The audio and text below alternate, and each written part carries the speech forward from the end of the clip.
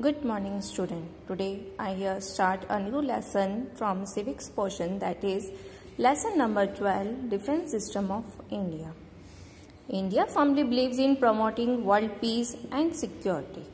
हमारी इंडिया जो है वो हमेशा ये प्रमोट करती है कि पूरे वर्ल्ड में शांति बने रहे और सबकी सिक्योरिटी रहे. She has always been instrumental in trying to resolve national and international disputes. हम हमेशा ये कोशिश करते हैं कि नेशनल इंटरनेशनल लड़ाइयाँ हैं जो वो खत्म हो जाए, रिजॉल्व हो जाए by mutual negotiations and peaceful settlements. जो सेटलमेंट्स भी हो वो शांतिपूर्वक हो. India also expects such response from our neighbouring countries. She is concern about her defence and has strengthened her defence system and forces. Futile wars amongst different nations of the world have proved the importance of safety of every country. Only a strong nation can safeguard her boundaries from foreign attacks and could find out mutual and honorable solutions to the disputes. आज हर एक nation यही कोशिश में है कि किस तरह से अपनी बाउंड्रीज को सेफ किया जाए, फॉरेन अटैक ना हो और जो भी डिस्प्यूट्स हो वो सॉल्यूशन ऑनरेबल तरीके से हो जाए. Hence, keeping in view the above factors, a strong defense setup has been created in India and powerful armed forces have been organized.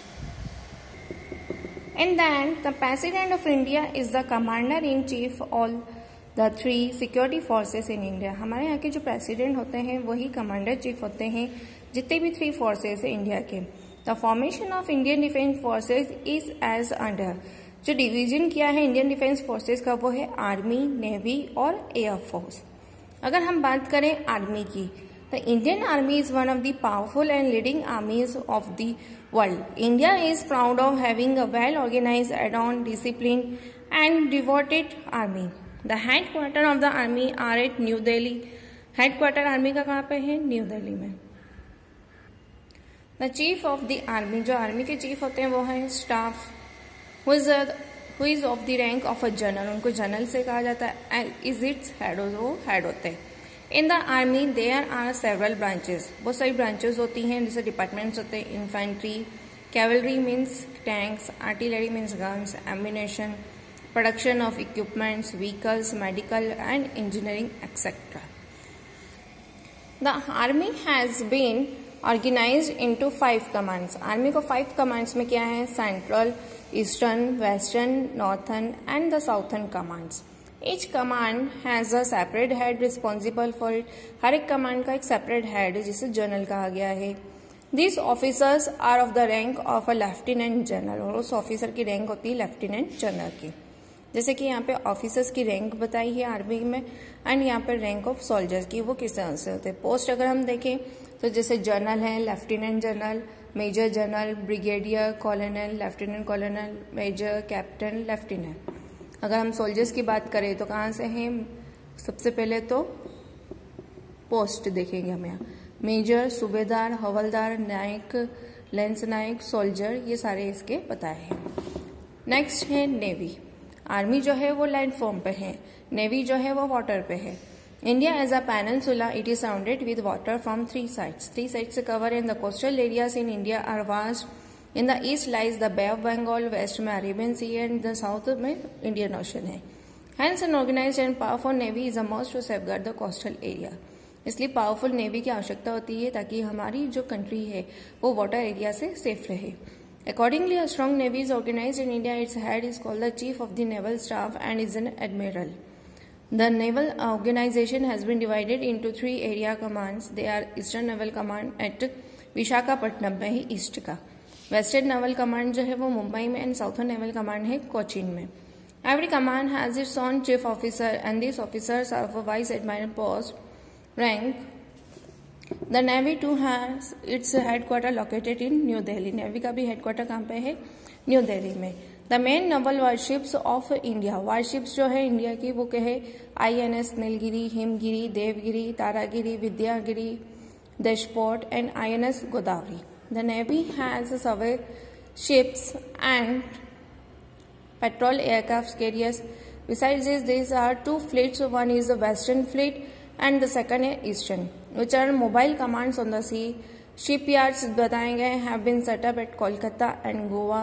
Ships are constructed at Visakhapatnam. Ships जो construct की जाती है वो विशाखापट्टनम में है. And a number of ships, submarines and smaller craft are constructed for the navy at this yards. और ये सब यहाँ पे भी, ये जैसे शिप्स नंबर है, स्मॉल क्राफ्ट है, वो भी यहाँ पे बनाए जाते हैं. अगर हम न्यू सेंटर बात कर रहे हैं नेवी के, तो वो है INS Kadamba. Has been established in Karwar में and it is situated 100 kilometre away from Goa. वो जो गोवा से 100 किलोमीटर की दूरी पर है. थर्ड वन है हमारे यहाँ पे एयरफोर्स. एयरफोर्स की हम बात करें, the air force plays a vital role in the defence of a country. The vital task of the air force is to bombard the key and sensitive arm installations, to destroy transport system and communication of the attacking country. The Air Force helps in supplying arms and foods to the army. Air Force का काम क्या है कि जो transport system है वो air के through करे. अगर कोई जगह पे बहुत ज़्यादा हो रहा है या हमें लग रहा है कि वहाँ पे बहुत सारे हथियार या बॉम्ब वगैरह इंस्टॉल कर दिए गए हैं, तो इसका काम ये होता है कि ऊपर से बॉम्बार्ड करके उसे डिसमर करे. देन इसके बाद जो एयरफोर्स है वो सप्लाई करने में भी हेल्पफुल होती है, जैसे कोई फूड प्रोवाइड करना आर्मी को या कोई हथियार या आर्म्स प्रोवाइड करना. The air force keeps vigil. Vigil मतलब निगरानी रखती है कहाँ पे, बॉर्डर्स पे कंट्री की, through sky. The Indian air force has more than 1000 aircraft. हमारे इंडियन एयरफोर्स के पास में 1000 एयरक्राफ्ट है एंड हेलीकॉप्टर्स है. मेन टाइप्स जो है उनके नाम है Canberra, Hunter, Ajit, Kiran, MiG 21, 23, 25 and 28. जगौर है एंड मिराज 2000 है. The headquarters of the Indian air force is also situated at New Delhi. It has 6 chief commands and 1 maintenance command is at Nagpur in Maharashtra. The 6 chief commands, जो 6 chief commands है, eastern air command Shillong और मेघालय में, western air command है Subroto park और new Delhi में, central air command है इलाहाबाद और UP में, साउथ वेस्टर्न एयर कमांड है गांधीनगर में और साउथ एयर कमांड है तिरुवनंतपुरम में. देन ट्रेनिंग कमांड जो है वो बैंगलोर में है. This commands have separate chief officer. इन सबके सेपरेट चीफ ऑफिसर्स है and they are of the rank of air marshal. और इनको रैंक दी गई है एयर मार्शल की. अगर हम बात करें, it is the duty of a nation to protect its citizen from foreign invasion. ये हमारी नेशन की ड्यूटी है कि हर एक सिटीजन को प्रोटेक्ट करे कोई भी फॉरेन इन्वेजन से. It is also the duty of citizen to protect the unity integrity of the country. अब ये हमारे सिटीजन की भी ड्यूटी है कि वो हमारे यहाँ की इंटीग्रिटी और यूनिटी को मेंटेन करे. The army forces are organised to protect the freedom and supremacy of the country. The functions of Indian forces are crucial because India is a vast country and its border touch Pakistan, China, Nepal, Bangladesh, Myanmar etcetera. The number of Indian force is the largest after China, Russia and South Korea. सबसे mainly जो हमारे यहाँ पे borders है उनको protect करना हमारा main M है. और जो सबसे बात करें अगर इंडियन फोर्स की, तो वो China, Russia and South Korea के बाद में हमारे यहाँ पे सबसे ज़्यादा है. Now the role of Indian defence forces during peace. शांति बनाने के लिए अब इनका क्या काम है. Beside defence of the country from invasion, the defence forces are also deployed in a number of other ways for the service of the community, such as at the time of flood, earthquake और other natural calamities, accident etcetera. ऐसे कोई बाढ़ आ गई या विपदा आ गई है, कोई एक्सीडेंट हो गया, अर्थक्वेक हो गया, फ्लड हो गया, तब भी ये हेल्पफुल होते हैं. They have also assisted the UN in peace keeping activities in different countries of the world. For example, our forces have rendered admirable services in Korea, Gaza Strip, Lebanon, Congo, Yemen and other places. Thus, security of a country depends on the awareness of its citizen. अब हमारे यहाँ की जो security वो किस पे depend करती है, हमारे यहाँ के सिटीजन की अवेयरनेस, जागरूकता पे, सैक्रिफाइस पे, डिवोशन पे एंड पावरफुल फोर्सेस पे. अब हम बात करें प्रोडक्शन ऑफ डिफेंस इक्विपमेंट्स की, तो many types of defence equipments are needed for the protection of country. बस इक्विपमेंट्स की जरूरत पड़ती है हमारे कंट्री को प्रोटेक्ट करने के लिए. The defence production activities are divided into 2 groups. Departmentally run ordnance factories and defense public sector undertakings. The arms, ammunition, tanks, vehicles, etc. are made in the ordnance factories. The defense public sector undertakings are geared to produce ships, aircraft, bulldozers, earth-moving equipment, machine tools, sensors, communication, etc. To make the country an atomic power, हमारे country को atomic power के लिए nuclear power stations have also setup है. तारापुर महाराष्ट्र की बात करें, कल पक्का हम पक्कम, Tamil Nadu are the major centres, की इसके मेजर सेंटर्स बताए हैं जहाँ पे एटॉमिक पावर का सेटअप है।